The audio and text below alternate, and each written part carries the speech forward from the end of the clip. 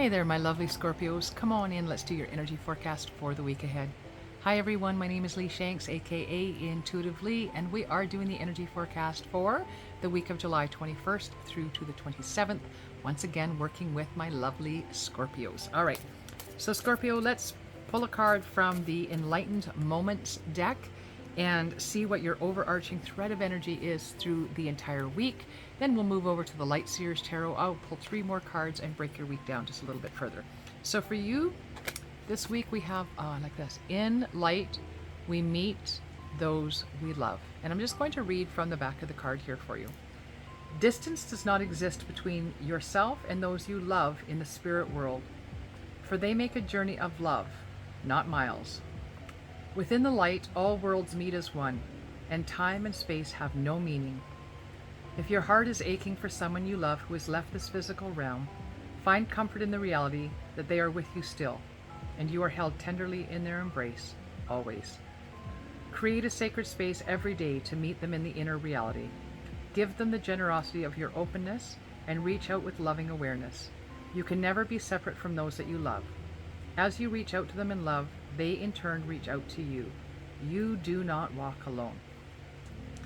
Heaven is a wonderful place, and we all have this misguided concept that it's somewhere out there, far away, and that's not true. They're right here with us, around us, supporting and loving us from the other side. We have but to look for them, right? So we look for them in the signs and the symbols that they leave us, letting us know they're all around. Maybe your dad leaves you a dime. Perhaps your grandfather comes as a dragonfly. Perhaps your mom is the ladybug. Maybe your loved one in spirit is leaving you signs and symbols and you're completely oblivious to them. Whatever the case may be, please know that they are indeed always around you, and you can send them a note, just either mentally or out loud, and just say, hey, loved one, whoever you are, brother, sister, friend, auntie, cousin, mother, father, I really miss you. And I'd love to know that you're around. So from now on, whenever I see and name it, is it a number sequence? Is it a bug? Is it a butterfly? Is it a type of bird? Is it an animal, a type of tree? Is it a certain sign? Is it a certain food or drink that they enjoyed? Is it a certain hobby that they had? And sort of assign that symbol to your loved one. For example, when my stepdad passed, at one point in his life, he had built a biplane. And so I said to him, whenever I see a biplane, I'm going to know you're near and about. And I usually don't ever see biplanes, but ever since he passed, I quite often see them. And so I know that's just him sort of buzzing by with a hello, right? So what sign or symbol would you use for your loved one? All right, let's break your week down a little bit further, see what this is all about. Why are you missing your loved ones so much? They're always around you, right? I often tell people I get along better with my mother now that she's dead than I ever did when she was alive, because she has her same personality. She is the same person, but she doesn't have the things that kept us apart, her addictions, right? And so I can reach out to her in a different way, and I would never reach out to her for parenting advice because she wasn't a great parent, but I can reach out to her for, say, if I'm going to a social event. My mom was very social. She was well liked in the community and people liked her. So if I'm kind of a little bit socially awkward, I have a little bit of anxiety around it. So if I'm going out to a social situation where I have to do that small talk thing that I'm really suck at, I ask my mom to come along for the journey and help me just make that small talk and help me feel like I'm holding up my end of the conversation kind of stuff. She's really good at it, right? All right, yeah, look at this. So for the beginning of the week, now we are moving over to the Light Seers Tarot. We've got the 9 of Swords here. And the 9 of Swords is about your anxiety. It's about your grief. It's about your depression. And of course, this is because we're talking about loved ones in spirit here. This is probably what it's all about, is you in your mourning, in your grief. And it may not even be a person.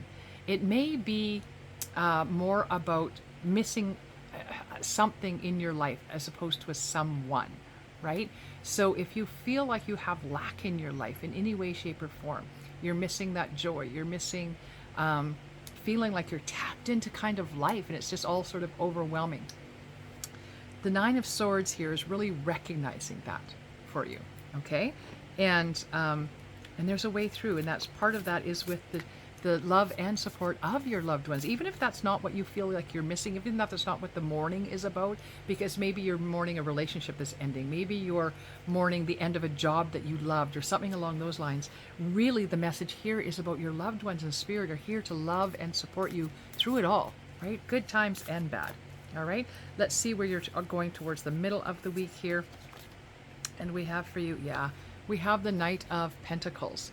So really the Knight of Pentacles, this to me is always about that hard work, right? That we've left sort of a trail of successes behind us, that we've left a trail of hard work behind us. And I do feel like your hard work has been in more about finding the joy, sort of reaching through grief or reaching through your own sorrows and finding joy in life. Now, it doesn't mean it's an immediate turnaround for you, but it's really the acknowledgement that you're willing to go there, that you're willing to work through whatever's got you down at this time, taking a closer look at it and seeing and determining for yourself, how can I move through this? How do I find joy again?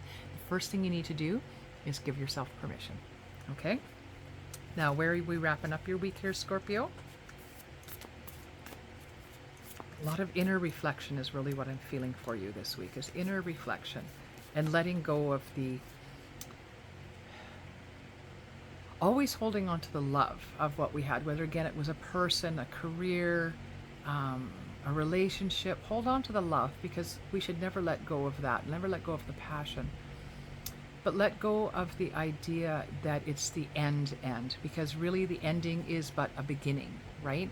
And I just feel like I'm compelled to talk about that in this moment, that lots of times when we reach the end of something, whether it's the end of somebody else's life, end of that relationship, end of that career, really what it's all about is what's on the other side of the door, which is new beginnings, new relationships, new careers, new directions, even a new way to understand the universe and those communications coming in, if in fact it is somebody that's dearly departed that we're missing and mourning at this time.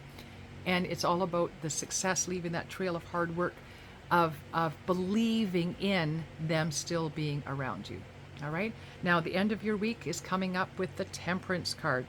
Now, the Temperance card is all about balance, harmony, self-control, moderation, all of those things that are remember I said this may not be an immediate turnaround here. This is where that patience is coming in, knowing that you can indeed get through this, knowing that you can indeed survive this, knowing you can indeed find your way back to joy.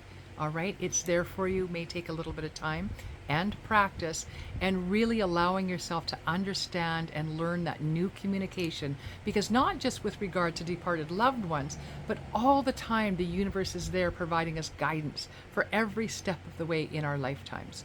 All right, so just learning that language and understanding that communication will be that turnaround that you're looking for. All right. Blessed be one and all. Please leave me a comment if you're so inclined to do so. Please do like, share, and subscribe. Take care. Blessed be. This is Intuitively signing off.